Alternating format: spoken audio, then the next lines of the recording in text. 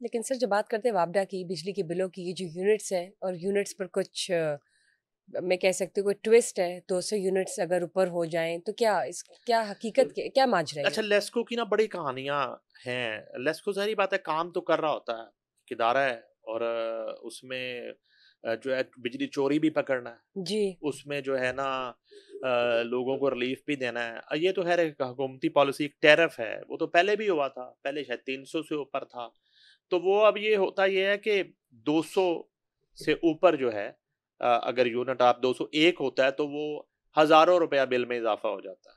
जो एकदम से हजारों जाहिर रुपए। है, अगर 3000 बिल है तो वो जाहिर है वो 15,000 पे पहुंच जाता है, तकरीबन 20,000 पे पहुंच जाता है। इसी तरह जो है, तो वो जो है उस टैरिफ को लेके एक प्रोपेगेंडा किया जाता है कि एक यूनिट की वजह से, वो एक यूनिट का बिल नहीं है, वो 201 यूनिट का बिल है। ठीक है, मे बी इस टैरिफ को जो है इस पे कोई नजरसानी होनी चाहिए, इसको जरा थोड़ा रिवाइज किया जाए। रिवाइज होना चाहिए, ये एक अलग इशू है। अदरवाइज जो है ना, लेस्को के बड़े मसाइल हैं। एक तो मुझे हर दफा वो लेस्को के ना एक साबिक चेयरमैन याद आ जाते हैं, समथिंग मुजम्मल उन्हें, और मुझे इसलिए याद है वो डीजी अपना नैब ने, लाहौर ने उनको कॉल अप नोटिस किया था और बुलाया था, और वो अरब मुझसे गिने नहीं जा रहे थे कितने अरब की करप्शन का उन पे इल्जाम था। तो अब वो बैरून मुल्क जा चुके हैं। अभी भी एक ना स्टोरी मैं आपसे शेयर करता हूँ लेस्को की। फ्लोर मिल्स की बिजली चोरी पकड़ने पर एफआईए का लेस्को अफसरान पर मुकदमा। अच्छा, बताइए फ्लोर आगे। मिल्स की वो चोरी पकड़ी है जी जी। और लेस्को अफसरान पे उन्होंने मुकदमा दर्ज कर दिया है। वो कहते हैं कि लेस्को टीम और रेंजर्स ने फ्लोर मिल्स में मीटर डिवाइस की मदद से बाईपास करके बिजली चोरी पकड़ी और थाना चौक में मुकदमा दर्ज करवाया। ठीक है जी, ठीक ठीक जो ठीक। काम है लेस्को का। हाँ जी। ठीक है जी। उसके बाद क्या होता है, मुलजम जो है अब्बास बट ख्वाजा फ्लोर मिल्स में स्टील फर्नेस के लिए बिजली चोरी करने में मुआवनत का एतराफ करता है। टीम ने ग्रोह का सरगना सदाम हुसैन भी पकड़ लिया। सदाम हुसैन। जी, ये आमिर नवीद चौधरी की स्टोरी है जो मैं शेयर कर रहा हूँ। फ्लोर मिल्स मालिक जियाउर रहमान की दरखास्त पर एफआईए एंटी करप्शन सर्कल ने एसडीओ शाहपुर सब डिवीजन एक्सियन व दीगर के खिलाफ मुकदमा दर्ज कर लिया। जिन्होंने कार्रवाई की ना जी फ्लोर मिल्स पे, राइट। अब एफआईए उन पे चढ़ गया। अच्छा, वो उसके भी आगे रिजल्ट्स आ गए हैं। वो एफआईए के डायरेक्टर हैं सरफराज विरक, बड़े तगड़े डायरेक्टर जी, वो समझे जाते कहते थे। क्या है बताइए। बड़े बड़े हालात और वाकयात में उनको कोई हिला नहीं सका। एनालिसिस है बड़ा उनका एक नहीं, स्ट्रॉन्ग। अब उनको हटा दिया गया है। अब वो लेस्को के जो है अफसरान के खिलाफ मुकदमा दर्ज करने पे एफआईए के डायरेक्टर सरफराज विरक को एसडीओ बना दिया गया है, और उसे कहा जाके हेड ऑफिस आप रिपोर्ट करें, और उनकी जगह पे कैप्टन रिटायर्ड मोहम्मद अली जिया, अब इनको डायरेक्टर एफआईए लाहौर तैनात कर दिया अब गया। वो सीट संभालेंगे। अब वो आ गए हैं। अच्छा, कहानी कुछ यूं है कि वजीर आजम की हिदायत पर बिजली चोरी के खिलाफ मुहिम को सरकारी इदारे ही नाकाम बनाने के लिए बिजली चोरों को तहफ़्फ़ुज़ फराहम कर रहे हैं। फ्लोर मिल्स के अंदर स्टील फर्नेस लगाकर करोड़ों रुपए की बिजली चोरी पकड़ने वाले लेस्को अफसरान के खिलाफ ही एफआईए ने मुकदमा दर्ज कर लिया।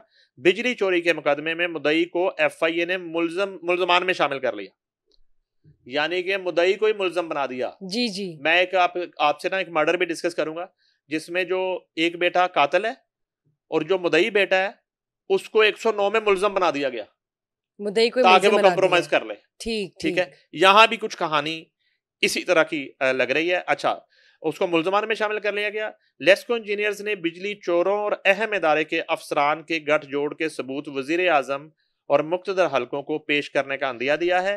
तफसीलात के मुताबिक वजीर आजम की हिदायत पर बाअसर बिजली चोरों को पकड़ने के लिए डिस्को स्पोर्ट्स यूनिट्स कायम किए गए, जिसमें मुख्तलिफ जो हमारे अदारे हैं उनके नुमाइंदे शामिल किए गए, जिसमें हसास इदारे भी शामिल। ठीक, सेंसिटिव ठीक है, डिपार्टमेंट्स। उनके जो है वो नुमाइंदे शामिल किए गए। और उसमें लेस्को अफसरान की टीम भी शामिल है। अच्छा, ये जो डिस्को स्पोर्ट्स यूनिट्स ने रेंजर्स की नफरी के साथ बिजली चोरों के खिलाफ भरपूर ऑपरेशन किए। इस तरह की एक कार्रवाई रेंजर्स की मदद से लेस्को की शाहपुर सब डिवीजन में की गई, जिसमें फ्लोर मिल्स के अंदर स्टील फर्नेस की करोड़ों रुपए की बिजली चोरी पकड़ी, जिसका मुकदमा 17 मई 2025 को STO Shahpur sub division Mohammad Hasan Raza की मुद्दत में थाना चूंग में दर्ज कराया गया।